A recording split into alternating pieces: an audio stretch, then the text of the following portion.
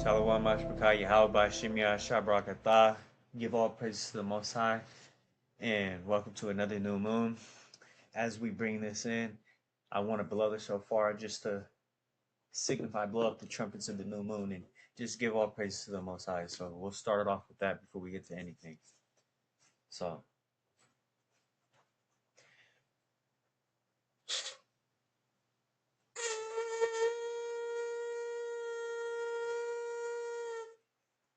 to the channel, or new to the truth, or new to any of this, every new moon, every full moon is what we keep. According to the scriptures and our understanding, we'll be having some next new moon will actually be on the full moon, being the new moon. But as for this one, as you can see by the title, it's on parables. And we know Hamashiach, he spoke a lot in parables. So we're just going to get some of his most famous ones and just some of the most famous parables in the Bible that, we can bring out and just get the understanding of and just enjoy the new moon, bringing it in with some of the wonderful parables that are in the Bible. So again, I give all praise to the Most High, Spakia Dawadah, she's Officer Dawadah, Hebrew, and we welcome everybody on. Um, and I recommend, if you haven't seen any of the other new moons, to go catch up. We have a playlist on the channel and go check them out. Every new moon, some of them aren't as long, some are a little longer. Next month will be about an hour and a half long. It's the full moon being the new moon. This one will go in the spirit. So we give all praises. Beginning with them parables. We're gonna start with Matthew 13 and 13, and this is to back up what I had said earlier about Hamashiach speaking in parables. This is red letter, so this is the words of Hamashiach himself. Matthew 13 and 13. Therefore speak I to them in parables, because they seeing see not, and hearing they hear not, neither do they understand. So what we're going to do is we're going to get it in context. We're going to back up to 10. We're going to get why he's even talking about this. This is Matthew 13 and 10. And the disciples came and said unto him, why speakest thou unto them in parables? So first, we have to know what parable means. So right here, I have the definition of parables in the Bible. And so we know what we're talking about here. Some people might not know what's a parable. So a biblical parable is a short story, an everyday comparison, and a teaching tool. The word comes from a Greek term meaning to throw something side by side with something else.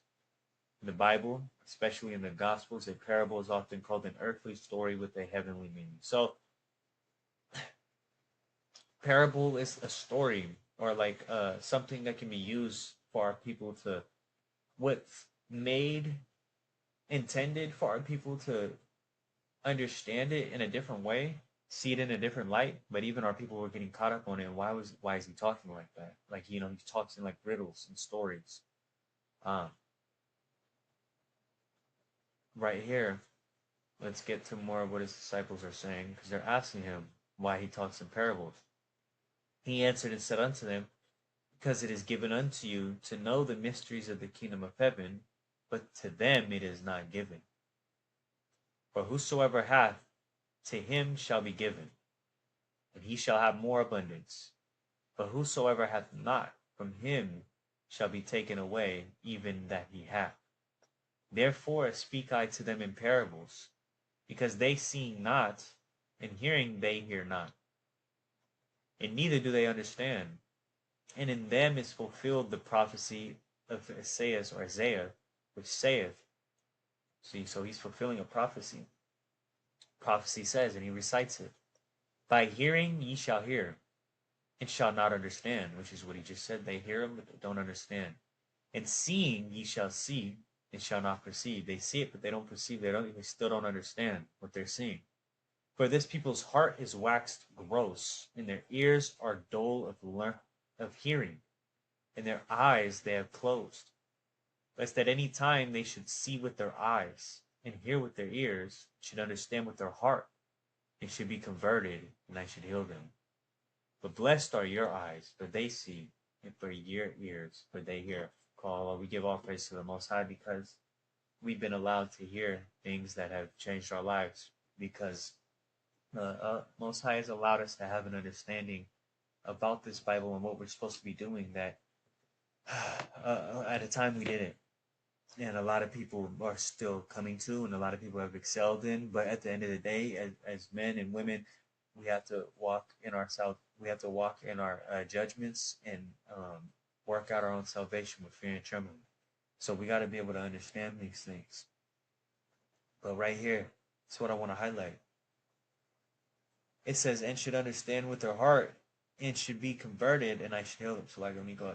It says, lest at any time they should see with their eyes. So at any time. But they don't want to. They want to be stuck in their ways. Sin is comfortable to them. Until the bad things that come with it come, they want to stick with it. But as soon as something comes, which is a fruit of their sin, or of our own, then we want to turn to the Lord. But we have to be in the Lord at all times, not just the bad.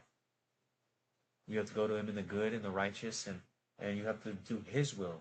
Thy will be done. Hamashiach was our example, and in his prayer he said, nevertheless, thy will be done. So now, we get a precept on Hamashiach being a parable speaker. Let's get some of these parables. Let's start with, right here, parable of the lamp.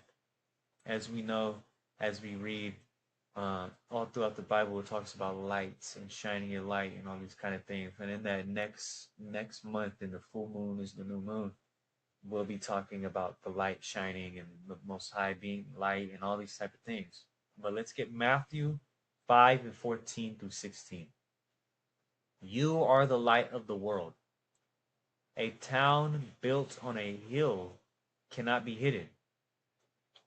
Neither do people light a lamp and put it under a bowl. Okay, so you light a lamp, get any type of light. You need it. Let's say you're in a dark room and you need a light. You light a candle. Are you going to cover it with a bowl? No, because that light won't shine.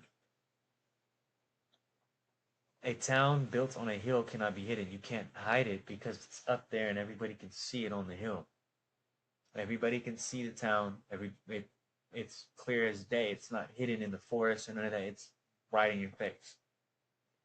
Just like how they did the Mount Rushmore thing. They put it up on the mountain so you can see their faces.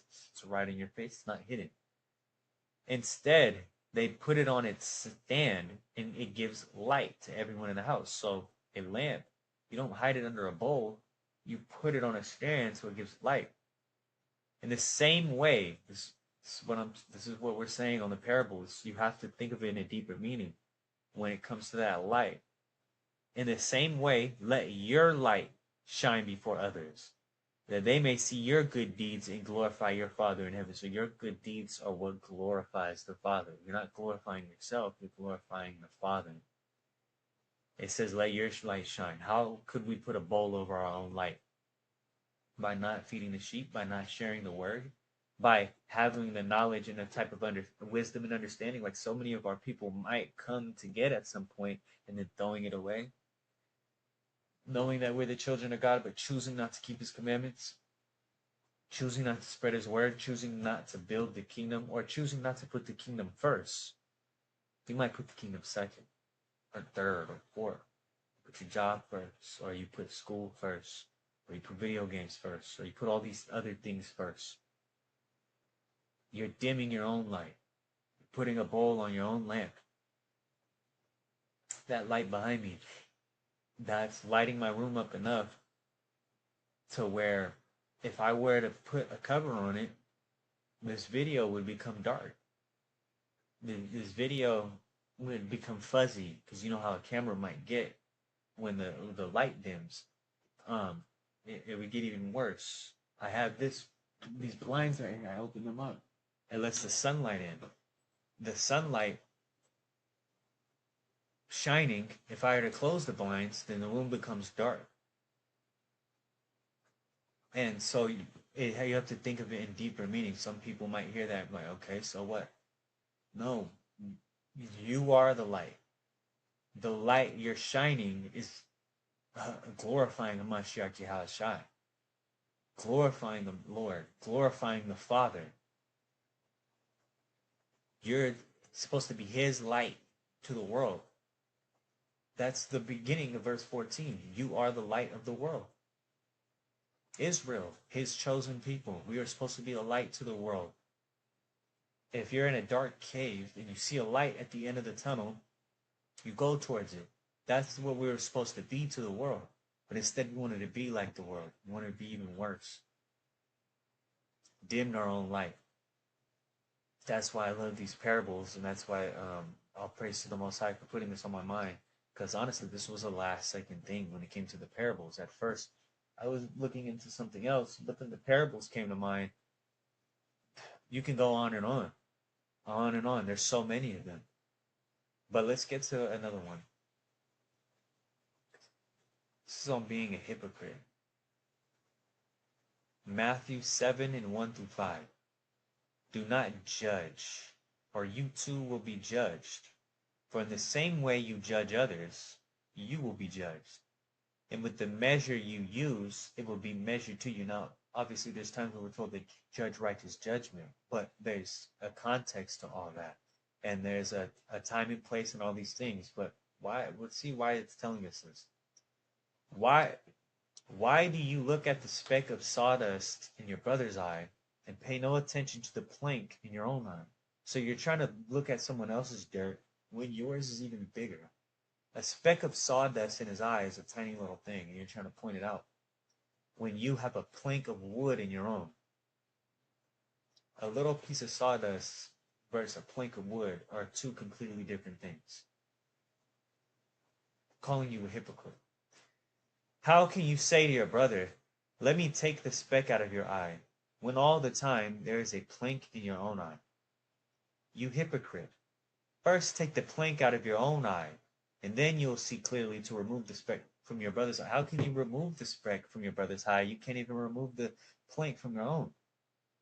That's the big five. We should start with personal. You got to be able to take the plank from your own eye before you start trying to take it from. I know, listen, and there may be things in the spirit to where, let's say you go through something, you're still going through it, and there's another person that's going through it. You feel you can counsel them on it because you guys relate in a way. There's context to this. But let's say you're acting like there's no plank in your eye. You're acting, you can't relate to that because you're so high and mighty or whatever. And you got it even worse than that brother has, whatever that's thorn that's poking him, whatever he's giving into, whatever the temptation, the lust, the anything with his sin, whatever speck of dust in his eye. And instead of relating or trying to help him in a way of like, we can do this together through a Mashiach, you have that problem, same problem as him, even bigger, and you're acting like you don't and trying to point him out and make him look bad. That's what's happening here. It says, first take the plank out of your own eye, and then you will see clearly to remove the speck from your brother's eye. So that's saying until you get it out of your own eye, you can't even remove it out of your brother's eye because you can't even do it to yourself. Can't even do it for yourself. Like I said, trying to relate with a brother and being open and honest and not condemning or judging, but at times it could be rebuking, but in a way of like bringing these scriptures out that you guys can be delivered from these things through Hamashiach Yahushua and his blood. It's totally different from going through the same thing that brother's going through, but instead you're hiding it. You're going through it even worse. And you're trying to point him out like he's the bad guy. Being a hypocrite. Trying to put eyes on him when you're even worse. There's no brotherly love in that. Another strong parable. We just read about shining your light, and now we're reading out not being a hypocrite and fixing your own problems before you start trying to point out other people's in an unrighteous spirit, in an unrighteous way. Think of it like Listen, this applies to all of us. This isn't just me on here telling everyone. This applies to me. This applies to my family. This applies to the whole nation. This applies to King David, who did this exact thing. When he took Uriah's wife, right? And then what did the prophet Nathan come and tell him? He told him exactly what he did, but in a different way. And what did David do? He was quick to want to get that man killed until he realized it was him. That's this exact parable. That's the king of Israel, the king under Hamashiach Yahushai. He's that authority on the earth that was given to him through the Lord. He was that figure. All kings have to answer to the Most High. They're just a figure that the Most High, in a vessel that the Most High uses. But he repented, and he realized his sin, and he turned away. That's why King David is such a great story and history of our forefathers that for us to read, because you have the rising and you have redemption in that. And then you even have that the Most High doesn't play. Even though David was redeemed, he said the sword will never depart from your house. And we saw what happened with the kingdom splitting. That was his seed line. But at the end of the day, the Most High still loved David. We're men, and sometimes we don't even see our own fault until it's put in our face. That applies to me and everyone and all of us. This is for all of us. I want to get a parable right here of the weeds among the wheat. This is Matthew 13 and 24 through 30. So Yahushua told them another parable. The kingdom of heaven is like a man who sowed good seed in his field. But while everyone was sleeping, his enemy came and sowed weeds among the wheat. It went away. When the wheat sprouted and formed heads, then the weeds also appeared. The owner's servants came to him and said, "Sir, don't you sow good seed in your field? When did the weeds come from?" So they wouldn't know the weeds were there until they sprouted. So they grew together. The enemy did this, he replied. The servants asked him, "Do you want us to go and pull them up?" He said, "No." He answered, "Because while you are pulling the weeds, you may uproot the wheat with them. Let both grow together until the harvest. At that time I will tell the harvesters, first collect the weeds and tie them in bundles to be burned. Then gather the wheat and bring it into my barn."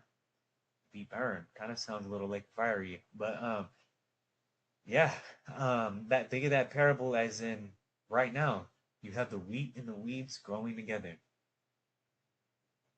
We aim and we pray, Most High willing, that we be the wheat, the good harvest that's kept and brought in the barn.